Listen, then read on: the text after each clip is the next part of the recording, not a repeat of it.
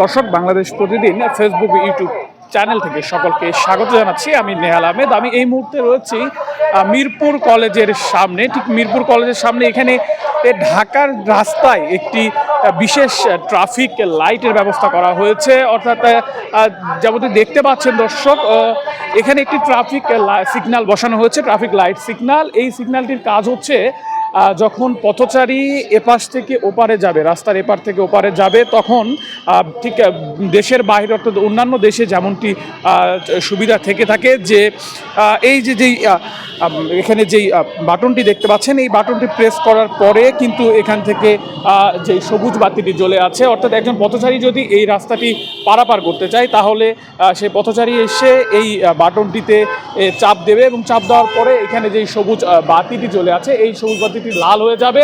আর এপাশ থেকে যেই যানবাহনগুলো আসছেন সেই যানবাহনগুলো কিন্তু এখানে থেমে যাবে এবং ঠিক এদিক দিয়ে কিন্তু পথচারী কিন্তু তখন পারাপার হয়ে যাবে। দর্শক, আমরা এই দৃশ্যটি কিন্তু বিভিন্ন দেশের ট্রাফিক সিস্টেমে দেখে থাকি। এই সিস্টেমটি কিন্তু বাংলাদেশের ঢাকাতে শুরু হয়েছে, রাজধানী ঢাকাতে শুরু হয়েছে।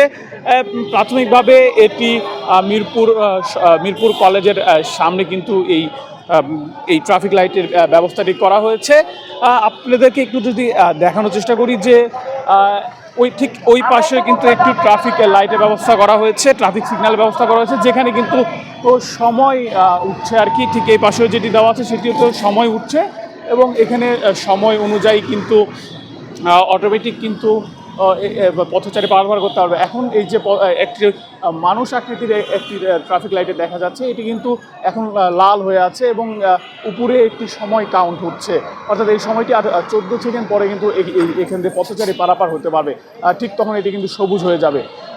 যেমনটি একটু যদি দেখানোর চেষ্টা করি, এখনও এটি সবুজ হয়ে আছে এবং হলুদ এবং ইয়েলো এবং এই রেড হয়ে গেছে। আর রেড হওয়ার সাথে সাথেই কিন্তু এখানে সব যানবাহন থেমে গেছে আর পথচারী কিন্তু পারাপার শুরু করেছে। ঠিক এইভাবেই এই সিস্টেম কিন্তু আমরা সোশ্যাল মিডিয়ায় দেখে থাকি যে দেশের বাহিরের বিশ্বের অন্যান্য উন্নত দেশগুলোতে কিন্তু ট্রাফিক সিস্টেম কিন্তু এভাবে চলাচল করে। সেটি কিন্তু আমরা এবার ঢাকার সড়কে কিন্তু দেখতে পাচ্ছি এবং ঢাকা সড়কে ঠিক এই যেই ট্রাফিক সিগন্যালটি রয়েছে, এই ট্রাফিক সিগন্যালটি কিন্তু দর্শক দেখছেন এখানে কিন্তু এখন লাল লাইট জ্বলে উঠেছে, অর্থাৎ পথচারীরা কিন্তু আর চলাচল করতে পারবে না।